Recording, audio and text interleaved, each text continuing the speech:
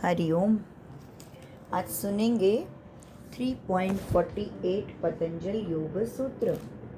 यह है ततो मनोजवित्वं विकरण भावः प्रधान जयश्च।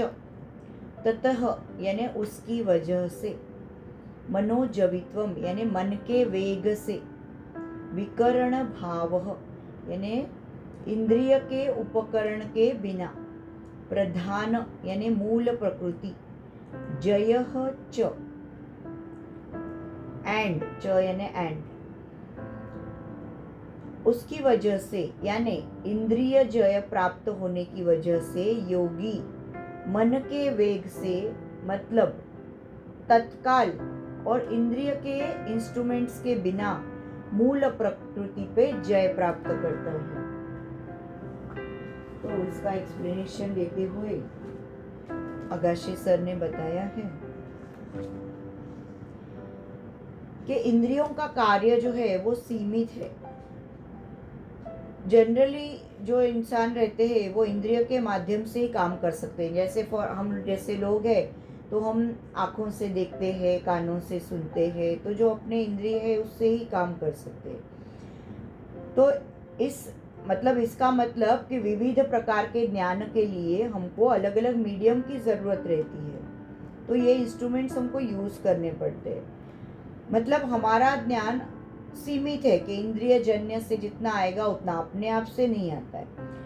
लेकिन अगर इस तरह से हमने संयम करने से इंद्रियों पे अगर विजय मिल गया तो इंद्रियों की ज़रूरत भी नहीं पड़ती, और मन को इंद्रिय जकड़ के नहीं रखते। इंद्रियों के बंधन टूटने से मुक्त हुआ मन उसी समय किसी भी से संपर्क साध सकते हैं, और इसको मनोजवित्वम बोलते हैं। मन का वेग प्रकाश का यानी कि अपर विज्ञान को ज्ञात होने वाली कितनी भी चीजों से ज्यादा है मन का वेग। तो सृष्टि के कोई भी वस्तु का तत्काल ज्ञान हो सकता है, और वह इंद्रियों के उसके कैपेसिटी के बाहर है। तो जितेंद्रिय को ऐसा अतीन्द्रिय ज्ञान प्राप्त होता है। यह अतीन्द्रिय ज्ञान की वजह से वो प्रकृति के मूल के पास जा सकता है, और इसका ही मतलब मूल प्रकृति पे यानी प्रधान प्रकृति पे उसको विजय मिलता है। 23 एलिमेंट्स पे कंट्रोल आ जाता है, ऐसा उन्होंने बताया है। अभी कोपर्डेकर जी ने बताया है कि मन का वेग यानी जग में सबसे ज्यादा से ज्यादा वेग है। अपना मन जो है बहुत फास्ट दौड़ता है, कभी ये विचार कभी वो विचार, इतना थॉट्स इधर उधर चलता है। तो मन की गति प्रकाश से भी बहुत सारी ज्यादा है। सूर्य जो है उसका पृथ्वी तक का प्रकाश 9 करोड़ माइल्स यानी उसका जो अंतर है वो 9 मिनट्स में कट करता है। परंतु अपना मन जो है एक क्षण में सूर्य के पास जाके पहुंच सकता है। तो योगी इंद्रियमय शरीर के बिना रह सकता है, अर्थात देह शून्य अवस्था उसको प्राप्त हो सकती है, और उसको देह का अस्तित्व भी मालूम नहीं पड़ता।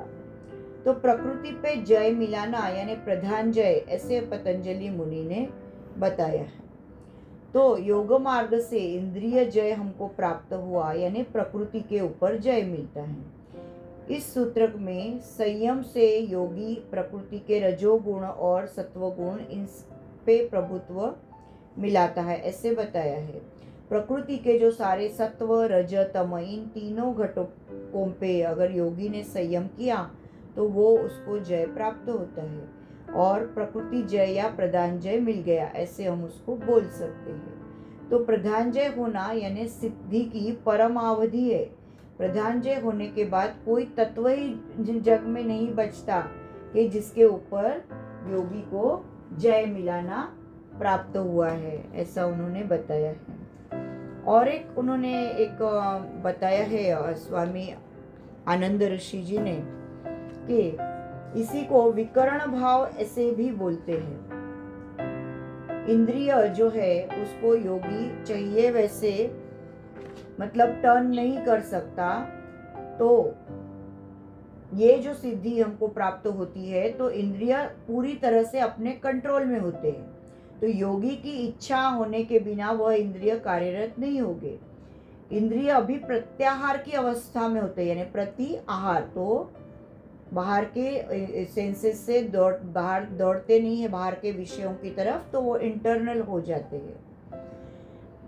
तो इंद्रिय के सहाय के बिना प्रधानजय प्राप्त होना, इस अवस्था को व्यास मुनि ने मधु प्रतिका ऐसे बताया हुआ है। पुरुष सदा सर्वदा केवल दृष्टा या अकर्ता होता है।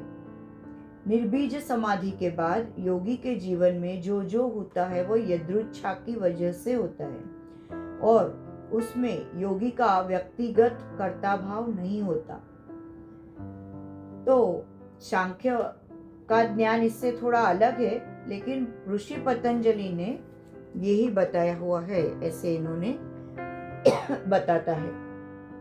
उन्होंने बताया है कि योगी जहां जहां खुद का अवेयरनेस लेके जाएगा वहां वहां उस चीज का उसको तत्काल ज्ञान होता है और इसी को प्रधानजय बोला गया है।